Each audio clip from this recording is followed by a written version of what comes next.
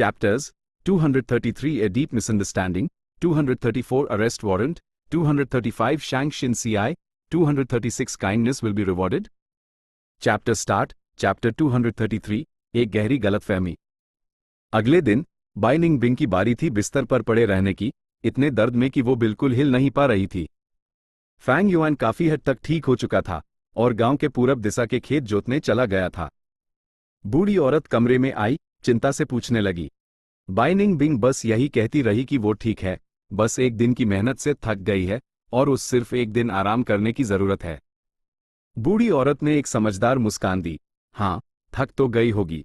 पिछले 2 दिनों से तुम्हारी हरकतें थोड़ी जोर से हो रही थी, मुझे सब सुनाई दे रहा था। क्या? बाई निंगबिंग को कुछ समझ नहीं आया। छोटी लड़की, अब मुझसे छुपाना बैंड करो, मैं तो मीलों दूर से पहचान सकती हूं। बूढ़ी औरत हंस पड़ी। बाई निंगबिंग की ईंट की पुतलियां सिकुड़ गईं। क्या उसकी असलियत सामने आ गई? ये कैसे हो सकता है? उसके अंदर एकदम से कत्ल करने का इरादा जागा, लेकिन वो ऐसा कर नहीं पा रही थी। वो बाई क्लैन के भाई बहन को जलकर मरते हुए ठंडे दिल से देख सकती थी, पर वो इसलिए था क्योंकि बाई क्लैन उनके दुश्मन बनने ही वाले थे। भले ही वो घमंडी थी, पर वो फैंग युआन की तरह बेरहम नहीं थी। जिसने उसकी मदद की हो, वो अनपढ़ हाथ नहीं उठा सकती थी। उसके सामने खड़ी बूढ़ी औरत एक ऐसा ही मामला था, और वैसा ही पिछला बाई क्लैन का लीडर बाई निंगबिंग के क्लैन से भी था। बूढ़ी औरत को बाई निंगबिंग पर कोई शक नहीं था।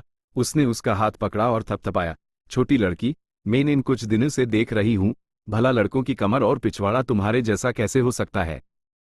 तभी मैं सोचूं तुम स्ट्रॉ हट क्यों पहनती हो और ज्यादा बोलना पसंद नहीं करती। भले ही मैं बूढ़ी हूं, पर हूं तो मैं भी एक औरत। हम औरतों में लड़कों के मुकाबले एक खास बात होती है कि हम बहुत बारीकी से चीजें देखती हैं। है? बाई निंगबिंग को समझ नहीं आया कि क्या कहे। बूढ़ी औरत बड़े जोश में थी, एक समझदार टोन में बोली, मैं तुम्हें समझती हूं। एक औरत होने के नाते बाहर ऐसे कपड़े पहनना अपनी सुरक्षा के लिए जरूरी है, वरना कोई ना कोई हादसा हो सकता है। बाई निंगबिंग के पास कोई शब्द नहीं थे। यूज नफरत थी जब लोग उसके जख्मों पर नमक छिड़कने के लिए औरत शब्द का इस्तेमाल करते थे, लेकिन इस जोशीली और भोली बूढ़ी औरत के सामने वो एकदम लाचार थी। बूढ़ी औरत की एड़ी हंसते हुए एक लकीर बन गई। अचानक उसने अपनी आवाज दबाई, तुम दोनों जरूर कपल होगे, है ना? इन दिनों तुम लोग बहुत शोर कर रहे थे, मुझे दूर से भी सब सुनाई दे रहा था। मैं ये कहना तो नहीं चाहती, पर वो सब हरकतें, तुम्हें थोड़ा कंट्रोल करना चाहिए। ये तो एक बुरा सपना था। बाई निंगबिंग का चेहरा जम गया, जैसे उस पे बिजली गिर गई हो। आंटी, जैसा आप सोच रही हैं वैसा कुछ नहीं है। काफी देर बाद उसने बड़ी मुश्किल से ये सेंटेंस निकला। उसका चेहरा एकदम सख्त था। हाय, इतना क्यों शर्मा रही हो? कोई बात नहीं, तुम मुझे सब बता सकती हो। मैंने इतने साल देखे हैं, क्या नहीं देखा होगा? बुढ़िया ने आंख मारी, हंसते हुए उसके दांत दिख रहे थे। और फिर उसकी नजर बिस्तर पर गई, जाने अनजाने में। बाई निंगबिंग ने उसकी नजर का पीछा किया और बस खुद को मार डालने का मन किया। पर सच कहूं तो चादर तो उसी ने फाड़ी थी। इसके बाद बूढ़ी औरत ने उससे कुछ और बातें कहीं, लेकिन बाई निंगबिंग का दिमाग पूरा घूम चुका था। उसने एक लफ्ज भी नहीं सुना। दोपहर में जब फैंग युआन खाने के लिए वापस आया, बूढ़ी औरत ने उस दरवाजे पर रोक लिया, प्यार से समझाते हुए, बेटा, तुम्हारी पत्नी ने मुझे सब बता दिया है। मैं जानती हूं कि नौजवानों में गर्मी होती है, पर तुम्हें अपने शरीर का भी ख्याल रखना चाहिए, और अपनी पत्नी का तो और भी ज्यादा। मेरी बात याद रखना, ठीक है? है? फैंग युआन का मुंह खुला का खुला रह गया। उस समझ ही नहीं आया कि उसने अभी क्या सुना है। बूढ़ी औरत ने टीएसके की आवाज निकली, एक नाखुश और लाचार टोन में, तुम में सब कुछ अच्छा है, बस तुम थोड़े ज्यादा ही भोले हो। इतना सीधा साधा रहोगे तो मार ही खाओगे। अगर गु you clan, tie divine investigator या बाई हुआ और बाई शेंग ने ये बातें सुनी होती, तो शायद वो अपनी कब्रों से कूद कर बाहर आ जाते। फैंग युआन वहीं बूट बना खड़ा रहा। अचानक उसकी इन में एक चमक आई और आखिरकार उस सब समझ आ गया। ओ, वो, ही। उसने शर्माते हुए अपना सर खुजाया, सर हिलाते हुए, आंटी, आप सही कह रही हैं, मैं समझ गया। डिनर टेबल पर उसने बाई निंगबिंग को देखा। बाई निंगबिंग यूज ठंडी नजरों से देख रही थी। उसके शरीर से लगभग ठंडी हवा निकल रही थी। फैंग युआन की ईरू के कोने लगातार फड़क रहे थे। ये मामला फैंग युआन के लिए भी एक रिमाइंडर था। फैंग युआन कोई भी रोल आसानी से निभा सकता था, क्योंकि उसके पास काफी एक्सपीरियंस और ब्रॉड होराइजन था। लेकिन बाइनिंग बिंग वैसी नहीं थी, क्योंकि भेस बदलने के बाद भी उसमें अभी भी कमियां थी। खैर, ये कमी छोटी थी, और इस दुनिया में जब भी कोई औरत सफर करती थी, वो हमेशा मर्द बनकर ही सफर करती थी, ताकि अनचाहे खतरों से बच सके। भले ही ये गलतफहमी बहुत ऑकवर्ड थी, फैंग युआन को ये मानना पड़ा कि इससे उनकी असली पहचान छुपाने में और भी मदद मिलेगी। बाइनिंग बिंग का मूड और खराब हो गया। उस रात उसने फैंग युआन से फिर पूछो कि वो यूज यांगू कब वापस करेगा। फैंग युआन सिर्फ यही जवाब दे सका कि जैसे ही वो रैंक 3 पर पहुंचेगा, वो उस वापस कर देगा। बाइनिंग बिंग ने नाक सिकोड़ी। वो फैंग युआन को समझती थी, वो फैंग युआन के शब्दों पर विश्वास करने से बेहतर मरना पसंद करेगी। लेकिन अभी वो जबरदस्ती यांगू नहीं ले सकती थी। जब मेन शैंग क्लैन सिटी पहुंच जाऊंगी, मुझे कम से कम एक पॉइजन वागू, 3 हैंड गू या सीज गू भी चलेगा। ये सोचते हुए बाइनिंग बिंग को शांग क्लैन सिटी पहुंचने की और भी जल्दी हो गई। डुअल कल्टिवेशन के अलावा फैंग युआन की कल्टिवेशन में एक नया चैप्टर जुड़ गया था। वो था क्रोकोडाइल स्ट्रेंथ गू का इस्तेमाल करके अपनी ताकत बढ़ाना। वैसे क्रोकोडाइल स्ट्रेंथ गू को आज तक पाल पाना फैंग युआन की उम्मीदों से परे था। इसके लिए शुक्रिया बाई क्लैन का था। उनसे बड़ी मात्रा में क्रोकोडाइल का मांस मिलने की वजह से हाई फैंग युआन यूज ऐप तक पाल पाया था, वरना वो कब का भूख से मर गया होता। क्रोकोडाइल स्ट्रेंथ गू ब्लैक और व्हाइट बोरगू जैसा ही था। ये गू मास्टर के शरीर में हमेशा के लिए ताकत जोड़ देते थे। लेकिन रैंक 6 से पहले एक गू मास्टर का शरीर एक मोर्टल का ही होता है। एक कटोरी की तरह जिसमें झील नहीं समा सकती, एक गू मास्टर के शरीर की भी आखिरकार एक हद होती है। यही वजह थी कि फैंग युआन पहले क्रोकोडाइल स्ट्रेंथ गू का इस्तेमाल नहीं कर सका। लेकिन अब उसने बाइगू माउंटेन से आयन बोन्स गू और जड़े बोन्स गू हासिल कर लिए थे। ये दोनों गू एक्सपेंडिचर टाइप गू थे। हर एक की अपनी खूबियां थी और उनकी कीमत लगभग बराबर थी। गू मास्टर के फिजिक को हमेशा के लिए बेहतर बनाने में सक्षम। कौन सा गू चुना जाए, ये गू मास्टर के प्रोग्रेशन रूट को तय करता था। जब गू मास्टर्स गू का इस्तेमाल करते थे तो बहुत कुछ सोचना पड़ता था। कुछ गू एक साथ इस्तेमाल नहीं किए जा सकते थे, जबकि कुछ एक दूसरे को कॉम्प्लीमेंट करते थे और साथ में इस्तेमाल करने पर ज्यादा असर पैदा करते थे। बाइनिंग बिंग ने एक बार आइस मसल्स गू का इस्तेमाल किया था, इसलिए उसका शरीर आइस मसल्स से बना था। आइस मसल्स पसीना रोक देते थे, इसलिए वो भविष्य में ब्लड स्वेट गू जैसे गू का इस्तेमाल नहीं कर सकती थी। और अगर वो जेड बोन्स गू का इस्तेमाल करती तो उसकी असली मोर्टल हड्डियां जड़े हड्डियां बन जाती। आइस मसल्स और जड़े बोन्स, ये एक शानदार कॉम्बिनेशन था। हर इंसान की अपनी ज़रूरतें होती हैं। आइस मसल्स जेड बोन्स शायद बाइनिंग बिंग को सूट करते होंगे, लेकिन फैंग युआन को नहीं। शैंग क्लैन सिटी में मिलने वाले लेजेंडरी गू को ध्यान में रखते हुए फैंग युआन ने प्लान बनाया। वो सबसे प्रभावी स्टील टेंडन आयन बोन्स बनाना चाहता था। बाइगू माउंटेन पर आयन बोन्स गू मिल जाना उसके लिए एक परफेक्ट सिनेरियो था। आयन बोन्स गू का इस्तेमाल करने के बाद फैंग युआन की हड्डियां अब लोहे जैसी सख्त हो गई थी। अपने शरीर का फाउंडेशन बेहतर होने के साथ वो अब 2 सुअरों की ताकत के अलावा एक क्रोकोडाइल की ताकत भी जोड़ सकता था। उसकी ताकत लगातार बढ़ती जा रही थी। 7 दिन पलक झपकते ही बीत गए। उनके शुरुआती समझौते के मुताबिक फैंग युआन ने पुराने गांव के मुखिया से पर्पल मेपल पत्तों से भरी एक गाड़ी हासिल की। ये सामान बहुत सस्ता था, पूरी गाड़ी डू प्राइमेवल स्टोन्स में भी नहीं बिकती।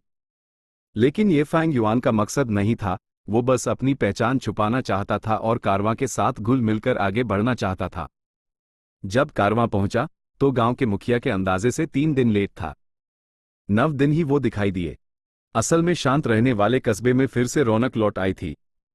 कारवां का साइज बहुत बड़ा था। बस के साइज के काले मोटे कीड़े सामान और लोगों को लेकर धीरे धीरे रिंग रहे थे। उनके पास रंगीन शतुरमुर्ग गाड़ियां खींच रहे थे। पहाड़ जैसे बड़े मागडे अपने शरीर पर डब्बे और कंटेनर लपेटे हुए द पंख वाले सांप बाल खाते हुए चल रहे थे और मेढक अपने ऊपर बड़े बड़े गठरियां लाड़े हुए थे। ये सवार टाइप गू कारवां का मुख्य हिस्सा थे। इसके अलावा बड़ी संख्या में मॉर्टल्स गाय घोड़े खींच रहे थे या बांस की टोकरियां उठाए हुए थे। इस साल का कारवां आखिरकार आ ही गया। हर बार जब मैं इन सांपों को देखता हूं, मुझे थोड़ा डर लगता है। लॉर्ड गू मास्टर्स सच में कमाल के हैं। वो इन क्रूर सांपों को इतना पालतू बना देते हैं। उम्मीद है इस बार मेरा सूखा मांस बिक जाएगा। मैं ज्यादा कीमत की उम्मीद नहीं कर रहा, बस कुछ प्राइमेवल स्टोन के टुकड़े मिल जाएं तो काफी है। हाँ, हमारी किस्मत यूएस बहर वाले जैसी अच्छी नहीं है। मुखिया जी बहुत भेदभाव करते हैं। वो पूरी गाड़ी पर्पल मेपल पत्तों की, सोचो उन्होंने ऐसे ही दे दी। गांव वालों ने गांव के प्रवेश द्वार पर कई टेम्पररी स्टॉल्स लगा दिए थे। जब फैंग युआन और बाइनिंग बिंग पर्पल मेपल पत्तों की गाड़ी खींच रहे थे, उन्हीं के बीच में घुल मिल गए थे। इन लोगों में कुछ सभी स्थानीय थे, कुछ दूसरे गांव से अपने साथ सामान लेकर आए थे। जहां लोग होते हैं वहां फायदे के लिए कंपटीशन भी होता है। फैंग और बाई, भले ही वो गांव में रहे और 7 दिन तक खेत जोत रहे थे, उनकी पर्पल मेपल पत्तों की गाड़ी ने कई जलन भरी निगाहें अपनी तरफ खींची। फैंग युआन ने, जाहिर है, अनपढ़ कोई ध्यान नहीं दिया। वो चुपके से आते हुए कारवां के सदस्यों को देख रहा था। ये कारवां एक मिक्स्ड कैरावैन था, जिसमें कई अलग अलग क्लैन की शक्तियां एक साथ जमा थी। ये जिया क्लैन के कारवां जैसा नहीं था, जिसमें जिया क्लैन मुख्य शक्ति थी। इस कारवां में चुने गए लीडर के अलावा कई वाइस लीडर्स भी थे, जैसे एक गठबंधन सेना। यह फैंग युआन के लिए अच्छी खबर थी। कारवां का स्ट्रक्चर जितना कॉम्प्लेक्स होगा, उसके लिए घुलना मिलना उतना ही आसान होगा। अरे, ये गाड़ी पर्पल मेपल पत्तों की कितने में बेच रहे हो? कोई जल्दी से दाम पूछने आ गया। 2.5 प्राइमेवल स्टोन्स, फैंग युआन ने कहा। 2.5? इससे अच्छा तो जाके डाका डाल लो। अस आदमी ने एड़ी फैला कर देखा। खरीदना है तो खरीदो वरना निकलो, बाइनिंग बिंग ने साइड से कहा। HMPH, वो आदमी अपनी आस्तीन झटक कर चला गया। अगर वो सच में ये गाड़ी बेच देते तो फैंग और बाई कारवां में शामिल होने के लिए क्या बहाना बनाते? इसलिए उन्होंने जानबूझकर 3 पोटेंशियल खरीदारों को माना कर दिया और उन्हें हटा दिया। शाम तक वो पर्पल मेपल पत्तों की गाड़ी बेचने में कामयाब नहीं हुए। इसके बजाय दूसरों ने अपनी ज्यादातर दवाई वाली घास, सूखा मांस, दूध आदि बेच दिया था। आखिरकार कारवां बहुत बड़ा था, उन्हें इन चीजों की जरूरत थी। कई लोगों ने फैंग और बाई को एक मजाक के तौर पर देखा, और कुछ ने तो उनका मजाक उड़ाना भी शुरू कर दिया। कुछ दयालु लोगों ने उन्हें दाम थोड़ा कम करने की सलाह दी, लेकिन फैंग और बाई ने अनपढ़ कोई ध्यान नहीं दिया। रात होने से पहले फैंग युआन ने निराश होने का नाटक किया, इस पर्पल मेपल पत्तों की गाड़ी को खींचकर पुराने गांव के मुखिया के घर वापस ले गया। पुराने गांव के मुखिया ने पूछा, और आप भरी, तुम दोनों, मैंने तुमसे कहा था कि 2 प्राइमेवल स्टोन्स हाई बहुत ज्यादा कीमत है। हम इसे 1.5 में भी बेच सकते थे। तुमने मेरी बात क्यों नहीं सुनी? जिद करके 2.5 में बेचने पर अड़े रहे। चैप्टर 234, गिरफ्तारी का वारंट। तुम्हें यह पता होना चाहिए, जियो पहाड़ पर बहुत सारे पर्पल मेपल पत्ते हैं। वो लोग इसे इसलिए खरीदते हैं क्योंकि ये उनके लिए ज्यादा सुविधाजनक होता है, और वो उन्हें तोड़ने में लगने वाला समय बचा सकते हैं। खैर, अब तुम्हें यह बताना बेकार है। छोड़ो, छोड़ो। बूढ़े गांव के मुखिया ने लगातार आहें भरी। फैंग युआन ने सर झुकाया। हम बस इसे ज्यादा प्राइमेवल स्टोन्स के लिए बेचना चाहते थे। एक तो लागत वापस मिल जाती, दूसरा अपने माँ बाप का ख्याल रखने के लिए। किसे पता था कि इतनी मेहनत के बाद ये बिकेगा ही नहीं। उसकी आवाज में चिंता थी, थोड़ा सा रोना भी था। उसकी बातें सुनकर बूढ़े गांव के मुखिया का दिल पिघल गया, उसके दिल का गुस्सा आधे से ज्यादा कम हो गया। फैंग युआन ने फिर कहा, कोई बात नहीं लॉर्ड मुखिया जी, मैंने फैसला कर लिया है कि कल से कारवां के पीछे चलूंगा। दाम कम करके मुझे यकीन है हम इसे आखिरकार बेच ही देंगे। कारवां के पीछे?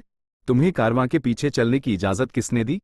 बूढ़े गांव के मुखिया ने एड़ी फैला कर देखा। फैंग युआन ने ऐसे कहा जैसे ये मामूली बात हो। मैंने कारवां में बहुत से मॉडल्स देखे हैं। अगर वो पीछे चल सकते हैं तो हम क्यों नहीं? बूढ़े गांव के मुखिया ने अपना सर अपने हाथ पर रखा। वो लोग लॉर्ड गू मास्टर्स के घरेलू नौकर हैं। तुम्हें क्या लगता है कोई भी बस उनके पीछे चल सकता है? अगर कोई गलत इरादे वाला उनके बीच घुस गया तो? है? फैंग युआन का मुंह खुला का खुला रह गया, वहीं का वहीं हक्का बक्का। तो फिर कैसे? कैरावैन तो कल जा रहा है। हाय! बूढ़े आदमी ने गहरी सांस ली। छोड़ो, मैं तुम्हारी आखिरी तक मदद करूंगा। कल मैं उनसे गुजारिश करूंगा कि वो तुम्हें कारवां में शामिल कर लें, बाकी सब तुम्हारी किस्मत पर होगा। सूरज अभी अभी उगा था और हल्के नीले आसमान में अभी भी कुछ तारे दिख रहे थे। दूर देखने पर जियो पहाड़ गहरे बैंगनी रंग में लिप्त हुआ था, शांत और रहस्यमयी। एक रात आराम करने के बाद कारवां ने अपना सामान लादना शुरू कर दिया था। सामान एक बार और चेक करो। रस्सियां कास के बांधो, अगर सफर के दौरान कुछ भी गिरा तो हम तुम्हें सो कोड़े मारेंगे। जल्दी जल्दी जल्दी हमारे ब्लैक स्किन बीटल्स को पेट भर खाना खिलाओ। गू मास्टर्स हुक्म दे रहे थे और अपने घरेलू नौकरों को काम में लगा रहे थे। कुछ का गुस्सा खराब था, हाथ में चाबुक लिए, जो भी धीरे चलता यूज कूड़े पड़ते। कुछ अपने गू वॉर्म्स से प्यार करते थे और उन्हें खुद खिलाते थे। लॉर्ड चैन, बूढ़े गांव के मुखिया ने झुककर कारवां के एक वाइस लीडर को सलाम किया। ओ बूढ़े जैंग, मैं यहां बिजी हूं, जो कहना है जल्दी कहो।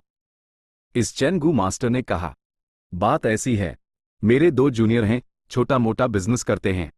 बूढ़े गांव के मुखिया की बात पूरी होने से पहले ही चैन गू मास्टर अचानक चिल्लाया, चैन शिन, तुम क्या ख्यालों में खोए हो? जाकर पंख वाले सांपों को खाना खिलाओ। तुम्हें लगता है वो नौकर उन्हें ठीक से खिला सकते हैं? तुम्हारा वो सांप पिछले कुछ दिनों में 3 नौकर निगल चुका है। जी क्लैन एल्डर। चैन शिन पकड़ा गया, उसने सर उठाकर कहा। लेकिन चैन गू मास्टर ने यूज छोड़ा नहीं, फिर से डांटा, कितनी बार कहा है, गांव में मुझे क्लैन एल्डर बुलाव, कारवां में तुम्हें मुझे वाइस लीडर कहना होगा। जी लॉर्ड वाइस लीडर, चैन शिन ने जवाब दिया और तेजी से भाग गया। ये बदमाश, चैन गू मास्टर ने गुस्से में धीरे से बड़बड़ाया, फिर बूढ़े गांव के मुखिया की तरफ मुड़ा। तुमने पहले क्या कहा था? ओ, तुम चाहते हो कि वे तुम्हारे 2 जूनियर्स को कारवां में घुसने के लिए सिफारिश करूं? लॉर्ड सच में समझदार हैं, यही बात है। बूढ़े गांव के मुखिया ने जल्दी से जवाब दिया। वो चैन गू मास्टर ने जानबूझकर हम किया। बूढ़े गांव के मुखिया को उसी ने गू मास्टर बनाया था, क्योंकि इस रास्ते से कारवां को गुजारना था। उसको कोई ऐसा चाहिए था जो उसके लिए काम करे। कारवां के सफर के लिए वो गांव जरूरी थी, लेकिन रास्ते में आने वाले मोटल कस्बों को भी नजरअंदाज नहीं किया जा सकता था, वो भी उतने ही जरूरी थे। कारवां में बहुत से लोग थे और बहुत काम था। जीवन के कई साधन जल्दी खत्म हो जाते थे और रास्ते में उन्हें भरने की जरूरत पड़ती थी। नौकर भी थे।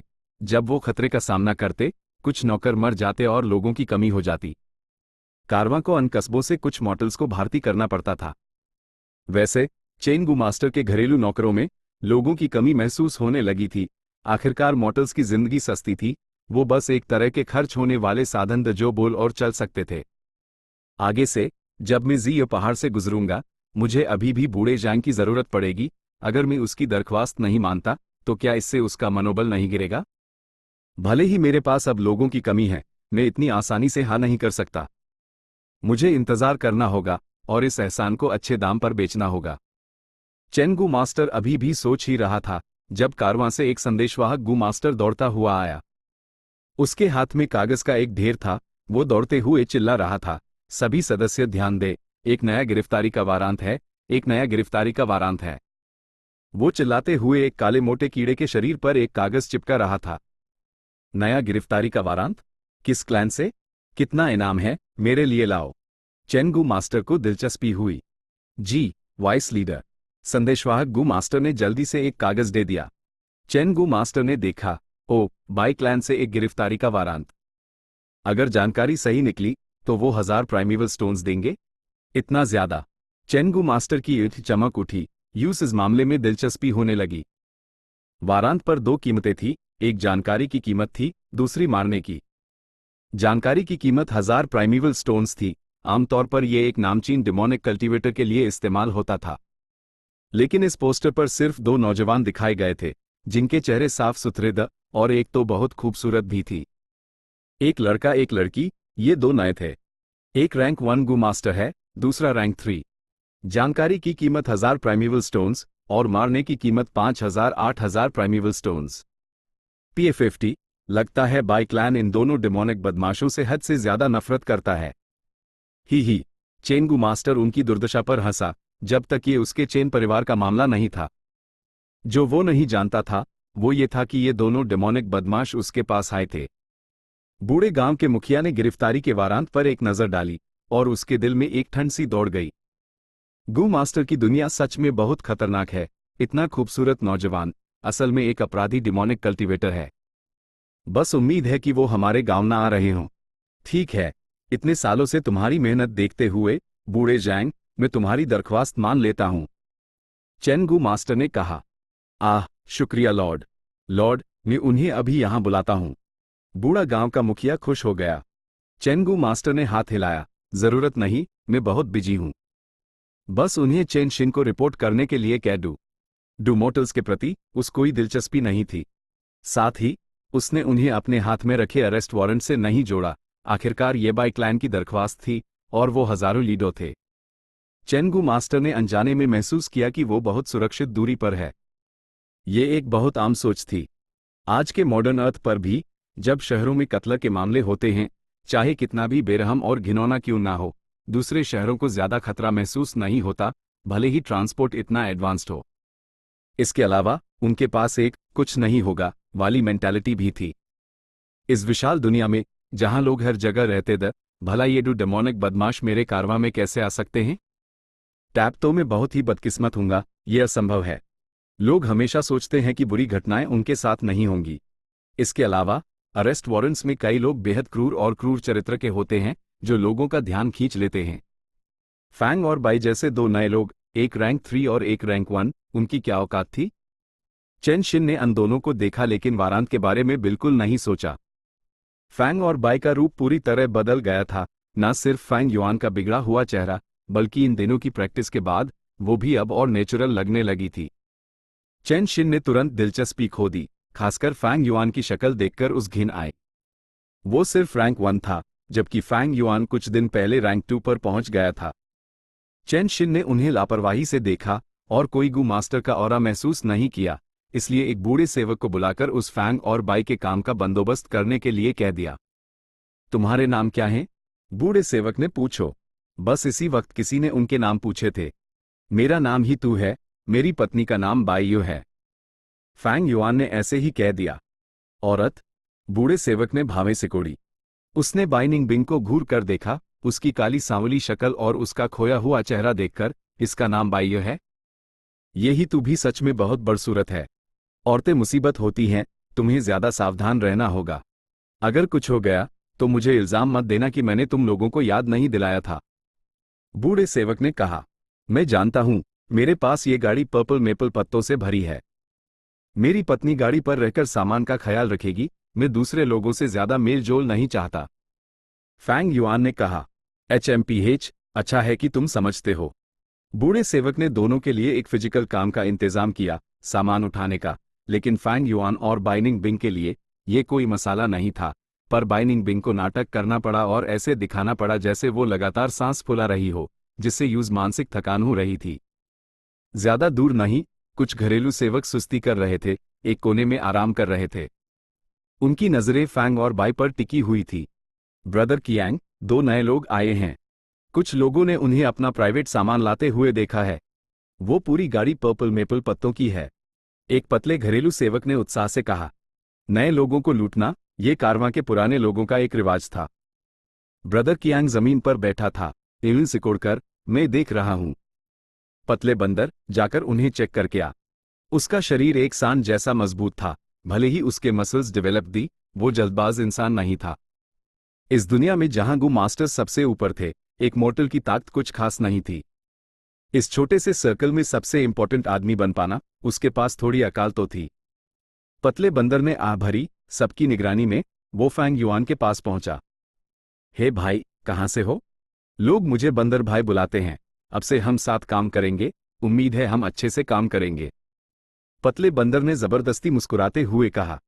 फैंग युआन ने यूस पर एक नजर डाली, सिर्फ एक लफ्ज कहा, निकल। पतले बंदर की एंख फैल गई और उसके चेहरे पर गुस्से का भाव आ गया। फैंग युआन ने उसकी तरफ नहीं देखा, बल्कि अपना सामान उठाता रहा। उसने अपनी पिछली जिंदगी में कारवां में काम किया था, ऐसे रिवाजों के बारे में उस पूरी तरह से पता था। साफ शब्दों में, पतला बंदर पानी चेक कर रहा था, बातों से फैंग युआन की असलियत जानने की कोशिश कर रहा था। अगर उसके पीछे कोई नहीं होता, तो वो सब मिलकर उस परेशान करते, उससे कुछ फायदे छीन लेते। लेकिन सच तो ये है, ना सिर्फ इंसान ऐसे होते हैं, गू मास्टर्स भी वैसे हायदर, बस वो ये काम ज्यादा शराफत से करते थे। अकेले घूमना और अपनी जान जोखिम में डालना, इसमें जंगली जानवरों से लड़ना भी शामिल था। ग्रुप में एक साथ घूमना, ये अपने ही जैसे लोगों से कंपटीशन करना था। जहां फायदे की जगह होती है, वहां झगड़े होते हैं। जगह तो उतनी ही है, हर कोई बेहतर जीना चाहता है और अपने लिए ज्यादा जगह चाहता है, तो वो क्या कर सकते हैं? वो सिर्फ दूसरे लोगों की जगह पर कब्जा कर सकते हैं। पतले बंदर ने ये उम्मीद नहीं की थी कि फैंग युआन यूज बिल्कुल भी भाव नहीं देगा, इसलिए वो वहीं हक्का बक्का खड़ा रहा, फैंग युआन को घूरता रहा। फैंग युआन ने ऐसे कैरेक्टर के बारे में सोचना भी जरूरी नहीं समझा। मॉर्टल्स GHAS की तरह सस्ते थे, एक दो मर भी जाते तो क्या? जब तक सामान पहुंचाया जा रहा था इंचार्ज गू मास्टर्स को परवाह नहीं होती। अगर वो परवाह करते भी तो फैंग युआन के पास इस मसले को सुलझाने के लिए बैकअप मेथड्स थे। कुल मिलाकर फैंग युआन से पंगा लेने की कोशिश करके ये घरेलू सेवक मौत को दावत दे रहे थे। क्या अभी तक निकला नहीं, चाहता है मैं तुझे भगवान? फैंग युआन ने पतले बंदर को फिर से ठंडी नजर से देखा। पतले बंदर ने नाक सिकोड़ी, लेकिन गुस्से में फटा नहीं, बल्कि वहां से चला गया। इतना सख्त रवैया, इसने ब्रदर कियांग को खतरे का एहसास दिलाया। क्या इन दोनों के पीछे कोई है? वरना वो इतने घमंडी कैसे हो सकते हैं? बेहतर होगा मैं पहले उनके बैकग्राउंड के बारे में पता लगाऊं। Chapter 235 शैंग Shin CI. कैरावान पूरा दिन चलता रहा और रात में कैंप करने के लिए एक घाटी चुनी। दिन कारवां के लिए काफी अच्छा गुजरा क्योंकि उन्हें सिर्फ 3 छोटे जानवरों के झुंड मिले। उन्होंने 2 झुंडों को मार दिया और एक को भगा दिया। नुकसान और जानवरों के झुंडों को मारकर हुए मुनाफे का हिसाब लगाने पर उन्हें कुछ फायदा ही हुआ था। ढलते सूरज ने बादलों को रंगों से रंग दिया था। लाल, नारंगी, हल्का सुर्ख लाल, बैंगनी, हर तरह के रंग थे। बादल भी अलग अलग आकारों में बन गए थे, एक पाल दहाड़ते शेर जैसे, तो अगले पाल दौड़ते पेगासस जैसा, या फिर खिलते फूलों के समुंदर जैसा। रंगीन रोशनी घाटी पर पड़ रही थी जो एक हरे रंग के हीरे जैसी लग रही थी। जब कारवां ने रात के लिए सारी तैयारियां पूरी कर ली तो कारवां के एक खास इलाके में शोर शराबा मचा हुआ था। आओ देखो, आज का ताज़ा काटा हुआ जानवर का मांस। लस्सी, खुशबूदार और मीठी लस्सी। सिर्फ 10 कपड़े बचे हैं, stock clearance sale. Fang Yuan और बाइनिंग बिंग भी भीड़ में शामिल थे। उन्होंने अपनी ठेला गाड़ी खींची और एक जगह ले ली। उनके बाईं तरफ जंगली जड़ी बूटियों का स्टॉल था और दाईं तरफ दूध बेचने वाला। बाइनिंग बिंग को यह सब काफी दिलचस्प लग रहा था। वो अपने चारों तरफ देख रही थी। सोचा नहीं था कारवां में इस तरह का छोटा बाजार भी होगा। अगर कंजम्पशन है तो ट्रांजैक्शंस होंगे और कंजम्पशन मार्केटप्लेसेस को बढ़ावा देगा, फैंग युआन ने जवाब दिया। बाइनिंग बिंग की ईद चमक उठी। ये शब्द सच में बहुत गहरे थे। उसने फैंग युआन की तरफ देखा। क्या तुम इन पर्पल मेपल पत्तों को बेचने का सोच रहे हो? फैंग युआन ने हल्का सा सर हिलाया। हम कारवां में दाखिल हो चुके हैं, तो अब हम इन्हें आसानी से निपटा सकते हैं। इन्हें अपने पास रखना सिर्फ कुछ बदमाशों का लालच बढ़ाएगा। इससे भी बढ़कर पर्पल मेपल पत्तों को संभल कर रखना आसान नहीं था। उनके पास ये सिर्फ एक दिन से ज्यादा हुआ था और फैंग युआन के ठेले पर रखे पत्ते मुरझाने के लक्षण दिखा रहे थे। और जैसे जैसे समय बीतता जाएगा उनकी कीमत बस कम होती जाएगी। हाँ, फैंग युआन को 2 मामूली प्राइमेवल स्टोन्स की परवाह नहीं थी, लेकिन इन्हें ऐसे ही फेंक देना उनकी मौजूदा पहचान के मुताबिक नहीं था और इससे सिर्फ शक पैदा होता। कारवां का छोटा बाजार 2 तरह का होता है। जिसमें हम अभी हैं वो सिर्फ मोटर्स के बीच का लेन-देन है और यह हर रोज लगता है।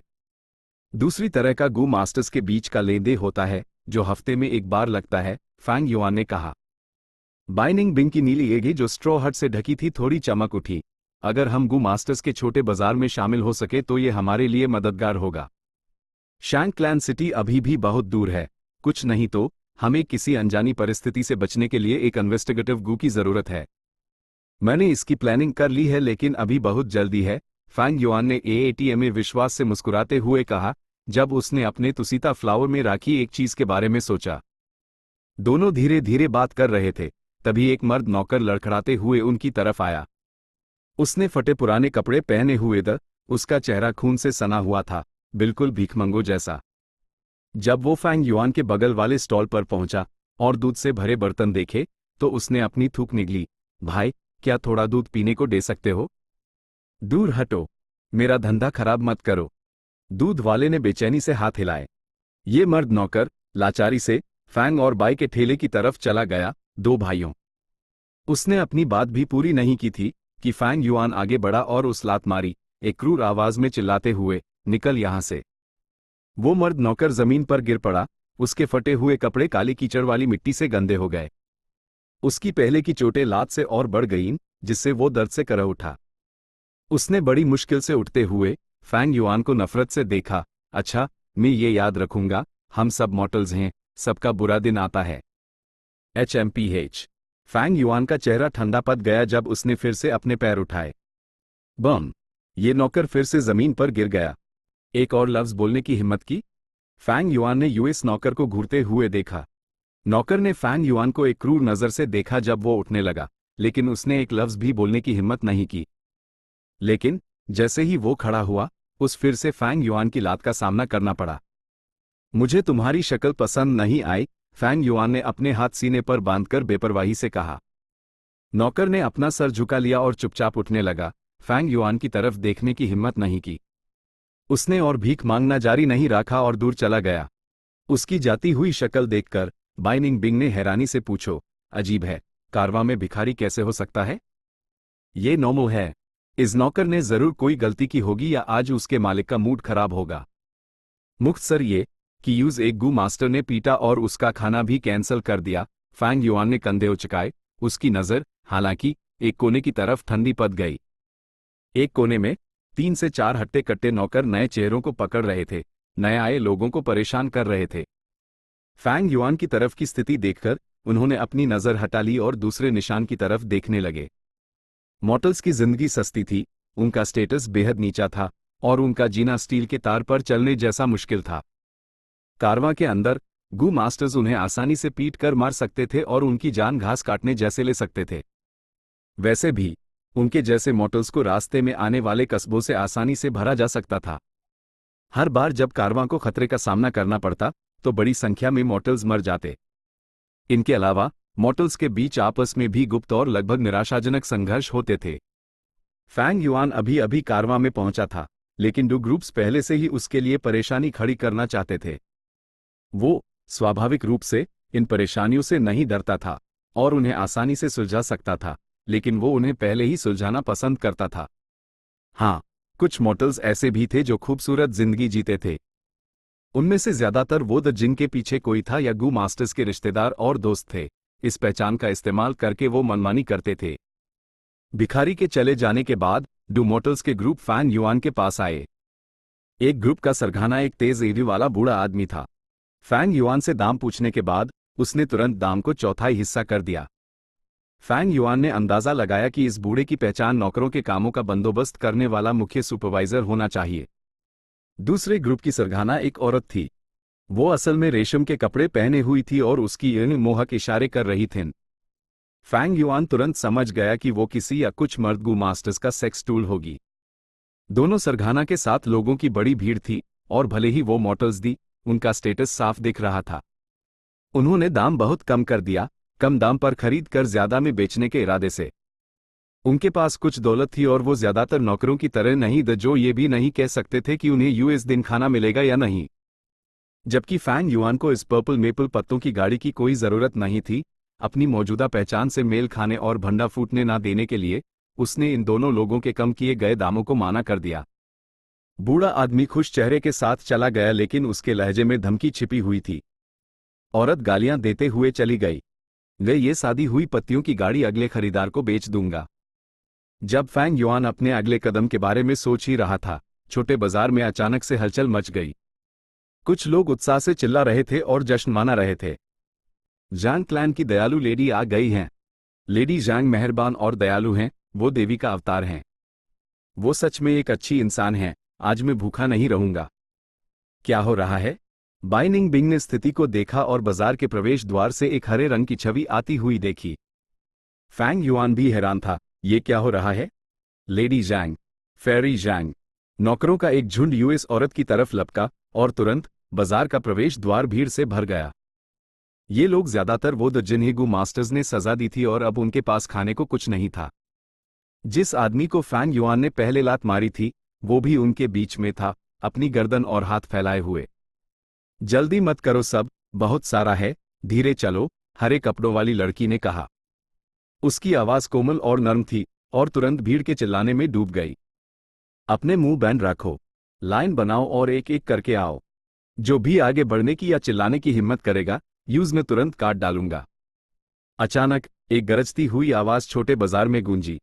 एक बूढ़ा लेकिन मजबूत गू मास्टर सबकी नजरों के सामने आया, और जब उसने सबको अपनी भयानक नजर से देखा तो शोर मचाता छोटा बाजार तुरंत शांत हो गया।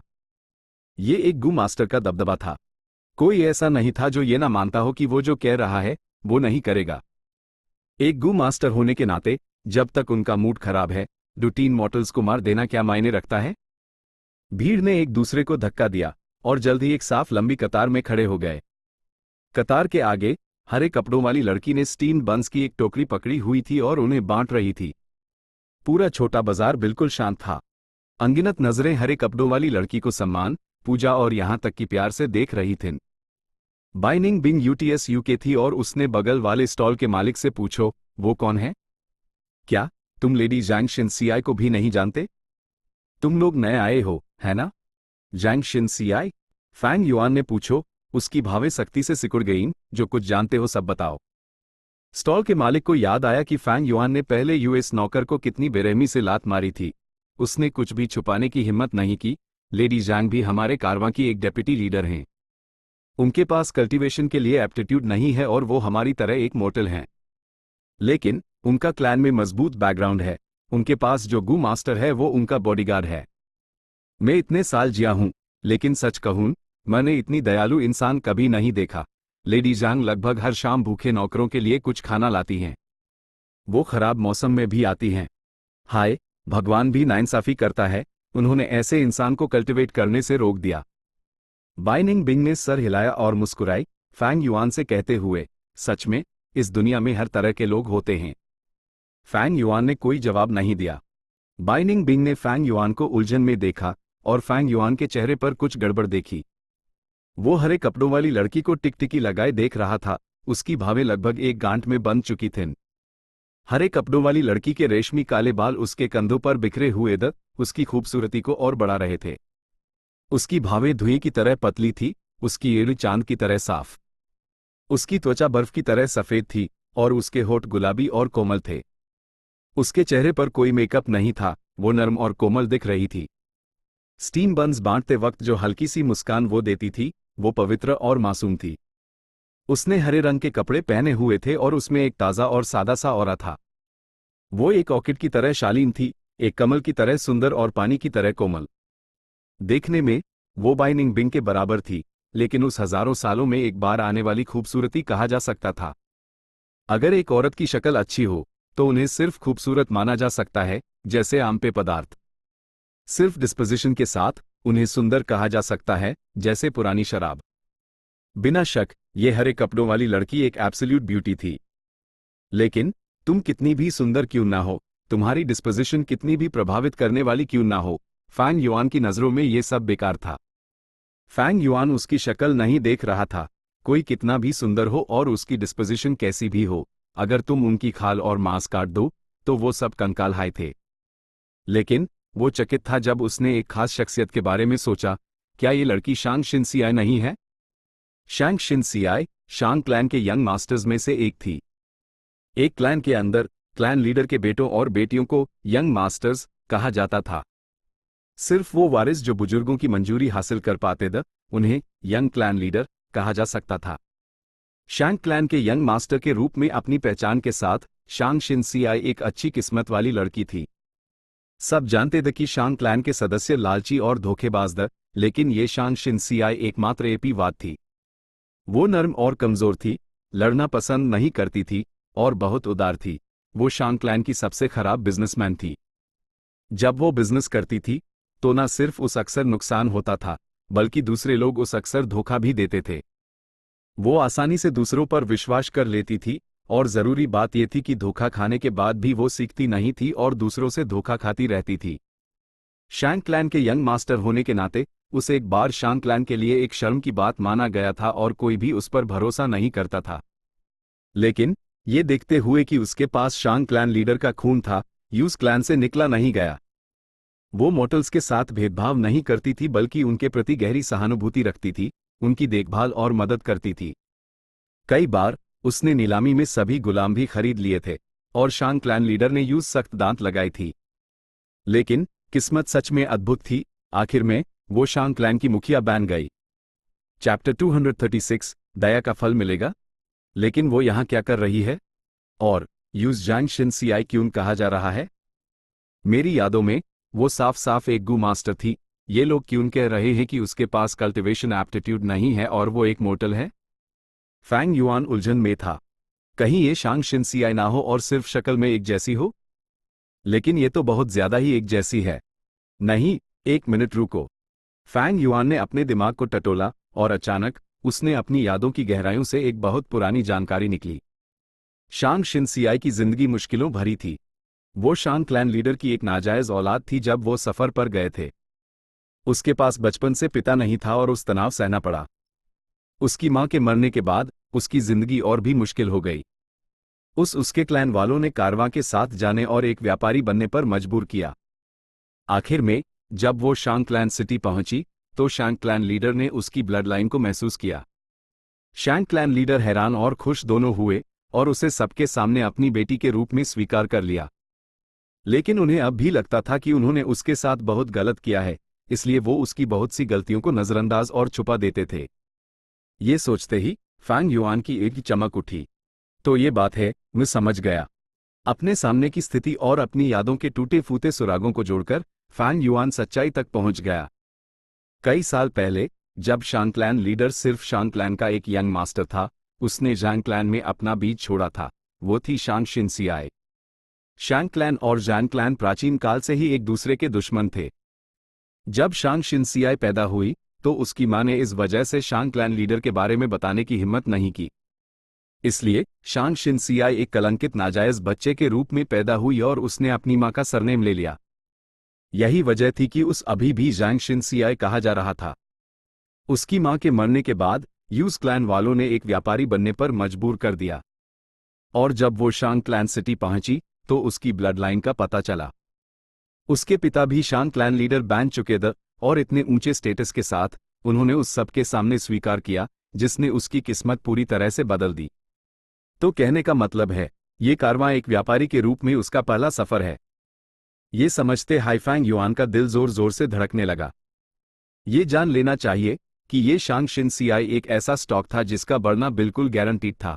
वो भविष्य की शांग क्लैन लीडर थी। अगर अभी ये कहा जाए तो कोई विश्वास नहीं करेगा।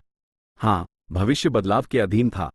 उसकी यादों के ओरिजिनल ट्रैक में भी दुनिया में बड़े बदलाव आए थे, और जब तक वो क्लैन लीडर बनी तब तक शक्तिशाली शांग क्लैन भी बर्बाद हो चुका था। फैंग युआन के लिए उसके शांग क्लैन लीडर बनने तक इंतजार करना बिना किसी रिटर्न के एक बहुत लंबा इन्वेस्टमेंट था।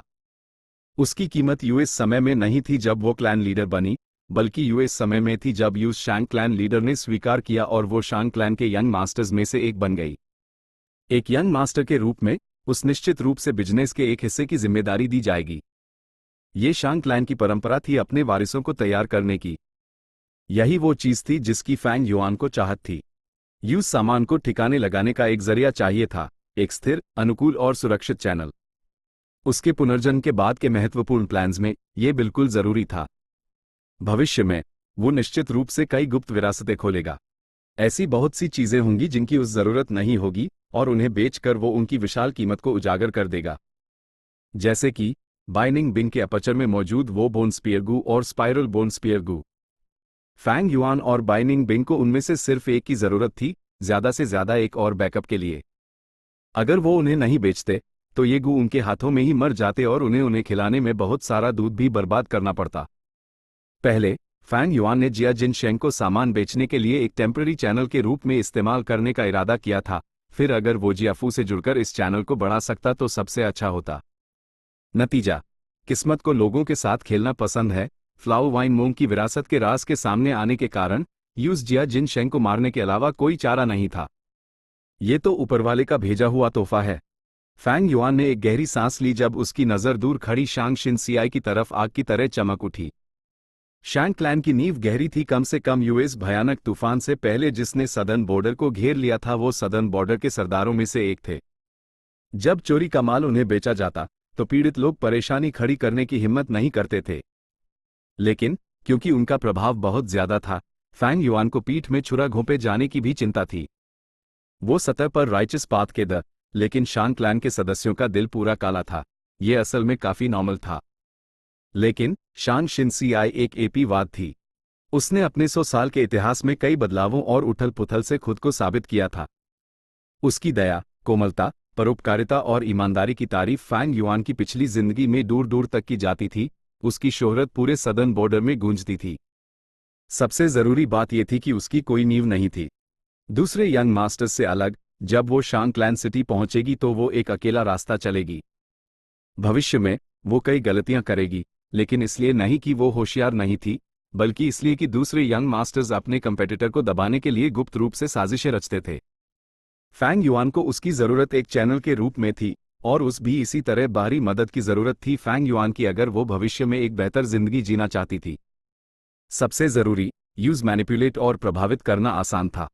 उसकी नौजवानी और दयालु स्वभाव दोनों हाई कमजोरियां थी जिनका फैंग युआन फायदा उठा सकता था। हा हा हा। बाइनिंग बिंग अचानक बगल से हंस पड़ी। तुम्हें वो पसंद आ गई, है ना? क्या? फैंग युआन के विचार रुक गए। नाटक मत करो, हम दोनों मर्द हैं, मैं तुम्हारी नजर से ही समझ सकती हूं। वैसे भी ये छोटी लड़की काफी अच्छी लग रही है, लेकिन तुम्हारे लिए उस हासिल करना बहुत मुश्किल होगा जब तक मैं तुम्हारी मदद ना करूं और उस चुपके से किडनैप करने का मौका ना ढूंढूं। बदले में पहले मुझे यांग गुदडू। बाइनिंग बिंग ने फैंग युआन को ललचाने की कोशिश की, लेकिन फैंग युआन के अगले सेंटेंस ने उस गुस्से से उबाल दिया। तुम मर्द हो? तुम। चीजें अब थोड़ी परेशानी वाली हो गई थी। सबसे पहले फैंग युआन को शांग शिन सियाई के पास पहुंचना था, फिर उसका विश्वास जीतना था।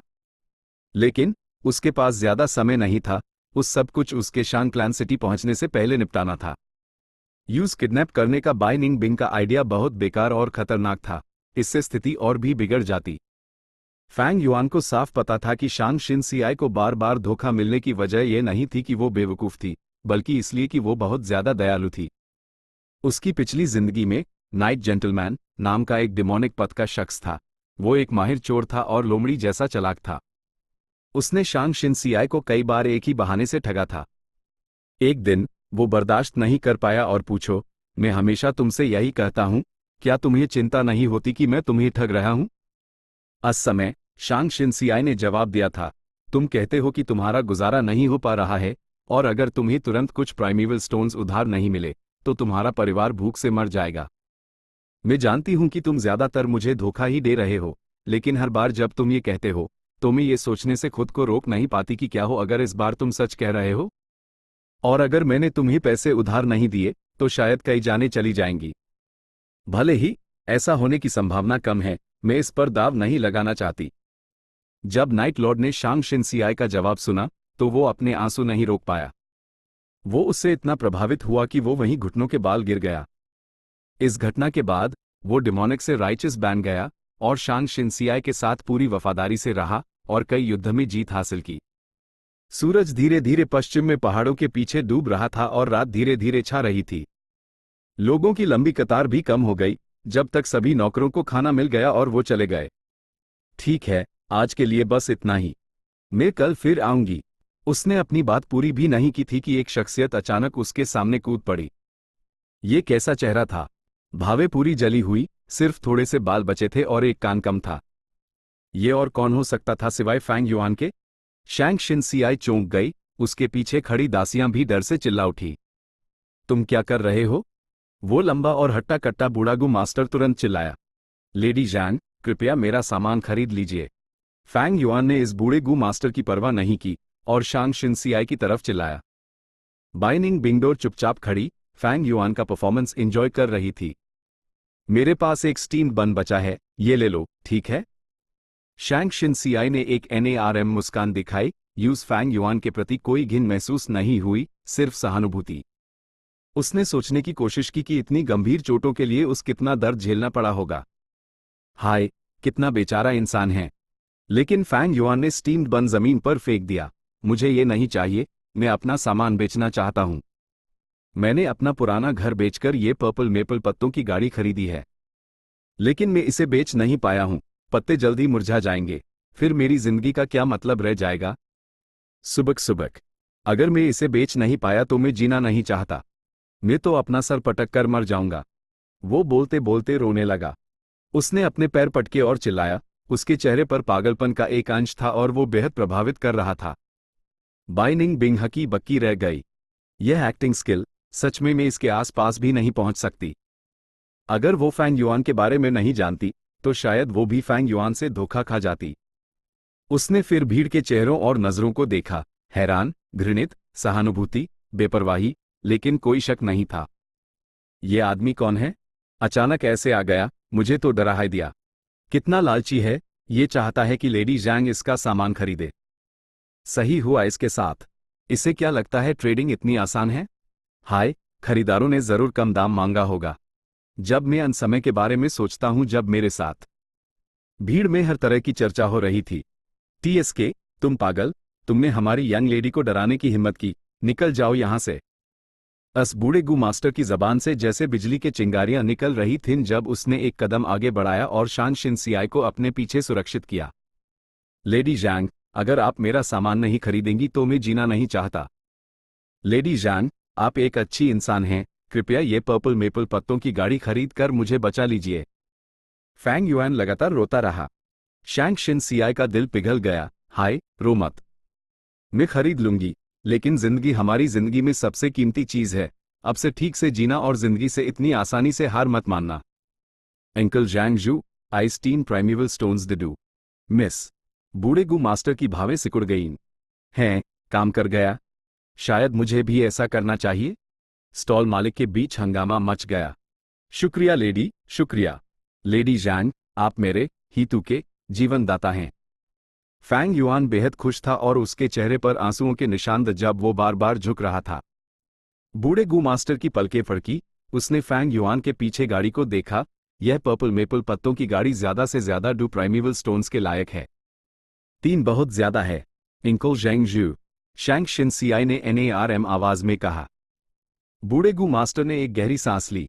मिस, ऐसा नहीं है कि मैं 3 प्राइमेवल स्टोन्स देने को तैयार नहीं हूं, लेकिन ये रकम उसके जैसे एक मामूली नौकर के लिए बहुत बड़ी है। ये उन लोगों को जरूर आकर्षित करेगी जो पैसों पर नजर रखते हैं और उसके खिलाफ साजिश रचते हैं। मिस, उसकी अपनी सुरक्षा के लिए हमें उस सिर्फ 2 प्राइमेवल स्टोन्स देने चाहिए। इसके अलावा कल सभी फेरी वाले यहां आ सकते हैं अगर आपने उसे इस तरह दे दिए। अंकल जैंगजू सही कह रहे हैं, तो कृपया यूज 2 प्राइमेवल स्टोन्स दे दीजिए। शैंग शिनसियाई ने थोड़ी देर सोचा और तुरंत मान गई। फैंग युआन ने कांपते हाथों से 2 प्राइमेवल स्टोन्स स्वीकार किए। उसने शांग शिनसियाई को गहरी नजर से देखा। मिस जैन, आप एक महान इंसान हैं, आपको इसका फल जरूर मिलेगा। Chapter and.